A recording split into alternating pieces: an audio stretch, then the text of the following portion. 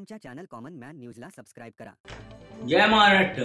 बाळासाहेबांच्या प्रेरणेने सुरू केलेल्या कॉमन मॅन चॅनल मध्ये आपल्या सर्वांचं आज हार्दिक स्वागत। आज 13 तारखेला सोमवारी उद्धव बाळासाहेब ठाकरे या देशाचा वाघ, या देशाचा तारणकर्ता हे आज डोंबिवली शहरामध्ये जाहीर सभा घेणार आहे। डोंबिवली शहरात डोंबिवली पश्चिम मध्ये भागशाळा मैदानात संध्याकाळी 6 वाजता येणार आहेत। त्यांचे विचार आज या देशाला अत्यंत प्रेरणादायी ठरतात।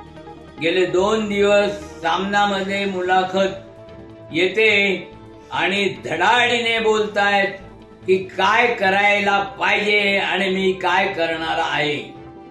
त्याच्यामुळे ते विचार ऐकण्यासाठी सर्व शिवसैनिक, मनसैनिक, आणखीन कोण सैनिक असतील आणि जनतेने यावं अशी मी त्यांना विनंती करतो।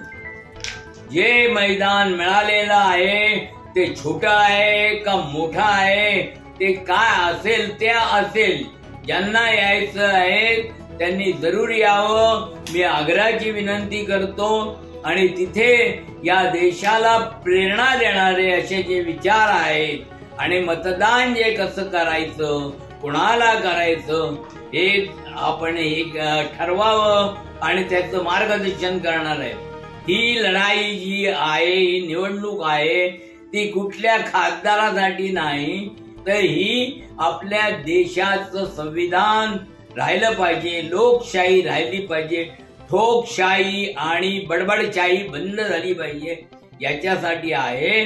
त्याच्यामुळे धाक धपटशा जे काय होत असेल त्याला तोंड द्यायला आपल्याला आवश्यक आहे, म्हणून सर्वांनी यावं। आता काही लोक लुडबुड करतात बिनशर्त पाठिंबा, आणि त्यांनी जे मुद्दे काढलेत त्याच्याबद्दल काही बोलत नाही।